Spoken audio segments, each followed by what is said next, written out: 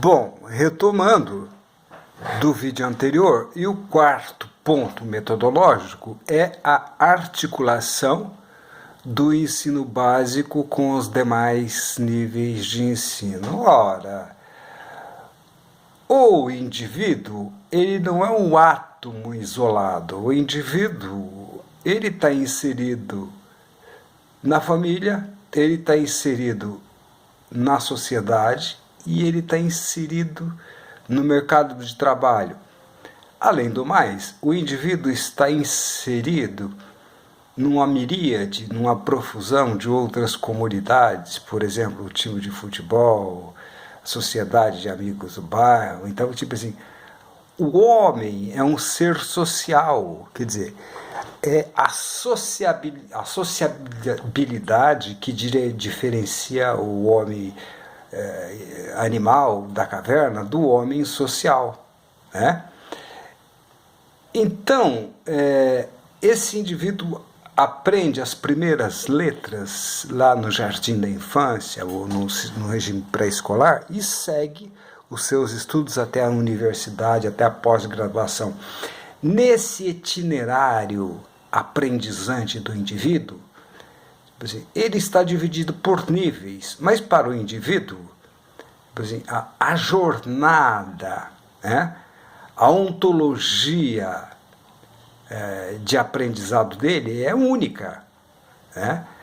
Então, tipo assim, o sistema educacional tem que ter os níveis de ensino, tem que dialogarem entre si, de modo que a informação que chega ao indivíduo não chegue fracionada por níveis de ensino, né?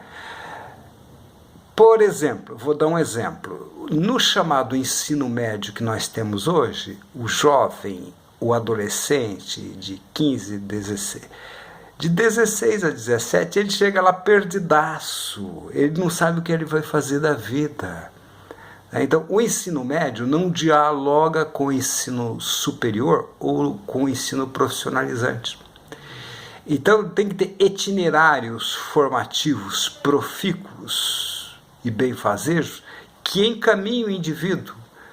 Quando chega já lá no final do ensino médio, que aqui no nosso novo plano passa a se chamar ensino secundário final, o indivíduo precisa ter encaminhamentos na vida dele. Olha, ele já precisa ter um indicativo. Olha, a sua inclinação é para a área de exatas, a sua inclinação é para a área de humanas, a sua inclinação é para a área de biológicas, ou a sua inclinação é para o ensino profissionalizante tecnológico pós-secundário.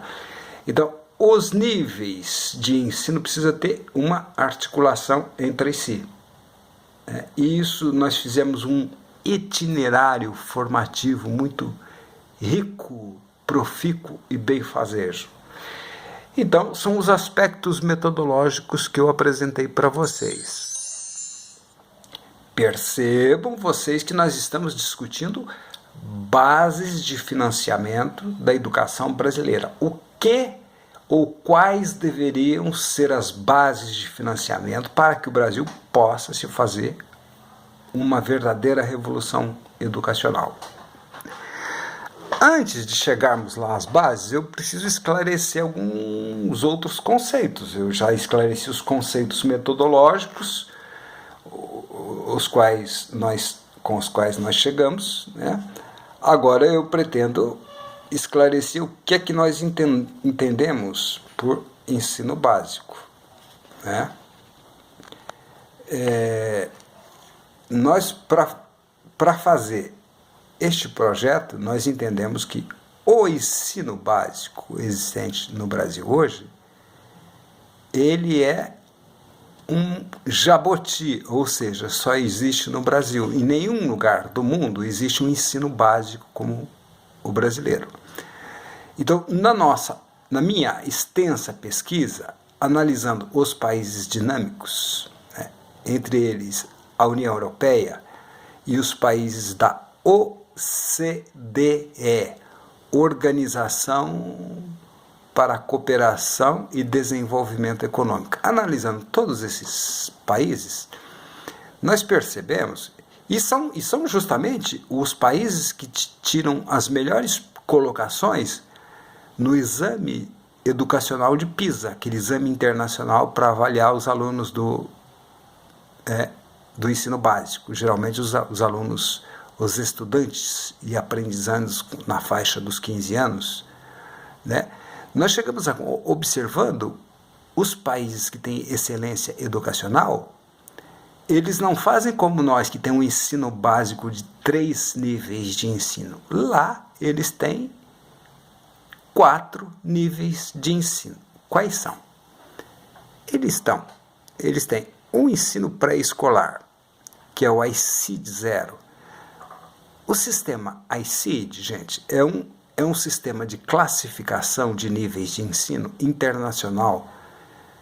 É uma padronização feita pela Unesco e pela OCDE, que é amplamente adotada pelos países desenvolvidos.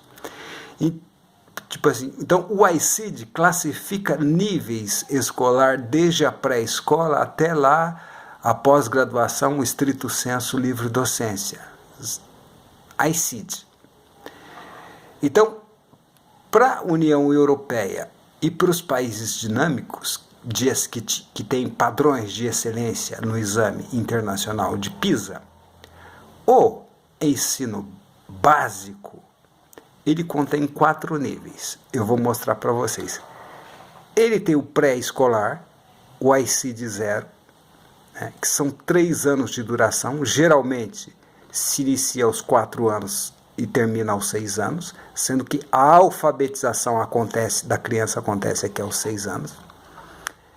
Ele tem o ensino primário, que geralmente vai dos 7 aos 10 anos e dura 4 anos. Ele tem o ensino secundário inicial, o ICID 2, que abrange as crianças de 11 a 14 anos, com duração de 4 anos. E tem o ensino secundário final, o ICID 3, que vai dos 15 aos 18 anos. Então perceba que na média desses países, né, o ensino básico matricula-se a criança aos 4 anos e ele conclui o ensino básico aos 18 anos. Na média, claro que há algumas variações de país para país. Na nossa proposta, isso aqui, são 15 anos de escolarização em tempo integral.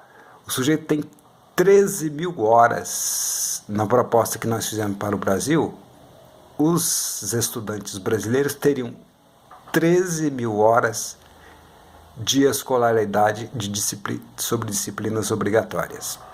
Então, este é o projeto. Então, nós estamos falando de novas bases educacionais, considerando já uma profunda reforma educacional, entre elas a adoção do sistema ICID, né, dividido o ensino básico em 4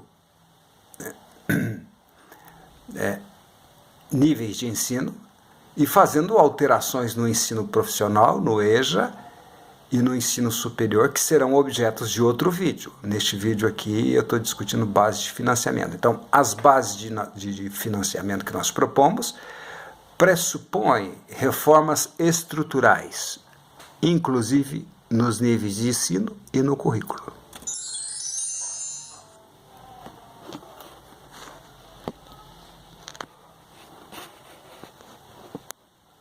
A inspiração nos modelos educacionais exitosos. Tá? Então, o nosso estudo tem algumas tendências. Elas podem estar certas, elas podem estar erradas, mas são tendências. Tá? Então, empiricamente, ou seja, com base na experiência, essa proposta considera que o ensino básico deveria ser inspirado por uma síntese do modelo da União Europeia. 2. O ensino profissional deveria voltar, preste atenção, o ensino profissional deveria voltar a ser inspirado pelo modelo alemão. Porque no século XX, o nosso sistema de educação profissional já foi relativamente inspirado no modelo alemão, funcionou muito bem com o Senai, o Senac e essas instituições, e no século XXI ele perdeu essa característica e perdeu qualidade.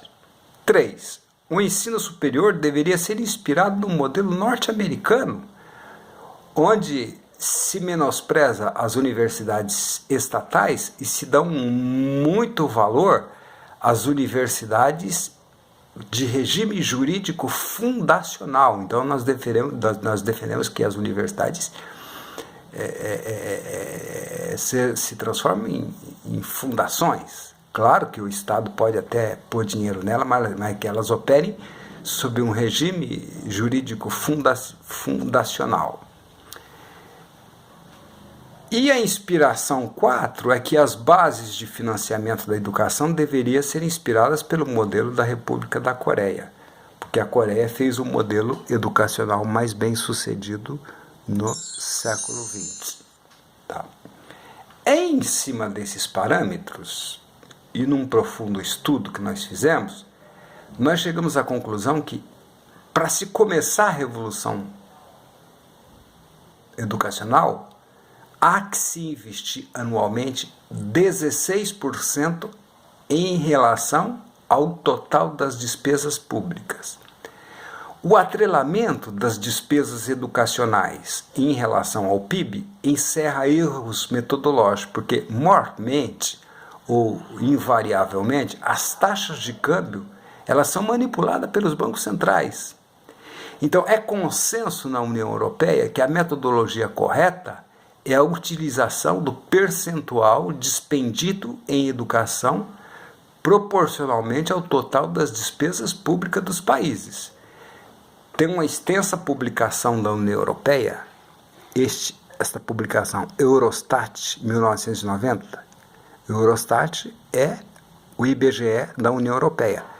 Essa publicação se chama O Livro Branco ou Inquérito sobre as Forças de Trabalho, um livro gigantesco que eu li todinho, que ele diz claramente isso. Ele aponta que 16% do total das despesas públicas é um percentual ideal para ser gasto, para se manter excelência educacional. Hoje, a União Europeia, que já tem níveis de excelência, gasta menos que isso, gasta 13%. Mas tem países, como a Holanda, que continuam gastando 16%. Né? Então, é um consenso internacional que não se utiliza o referencial proporcionalmente ao PIB, e sim o percentual relativo às despesas totais do Estado. Ou seja, que percentual o Estado gasta em educação proporcionalmente às despesas totais do Estado. Na mesma senda, outro estudo feito pelo Eurostat no ano de 2008 demonstra que este percentual é praticado inclusive por países com excelência educacional. Né? E aí eu cito, lá na frente tem uma bibliografia, tanto esses dois estudos, Eurostat 1990 e Eurostat 2011, lá na frente tem uma bibliografia, quem gosta de pesquisar pode pesquisar. Então, resumindo, gente, essa metodologia de se medir o quanto gasta em educação proporcionalmente ao PIB, ela é falha. Qual é a metodologia correta? Que percentual do total das despesas públicas o Brasil, um país, gasta com educação. E nós, na nossa extensa pesquisa, nós chegamos à conclusão, eu cheguei à conclusão, para realizar uma revolução educacional, o ideal é partir com 16% do total das despesas públicas investidos em educação. Lá, mais para frente, eu vou mostrar para vocês que nós estamos muito longe de chegar a isso. Eu encerro essa parte do vídeo por aqui e vamos para outra parte onde eu vou mostrar em detalhes onde é que estão os nossos erros estruturais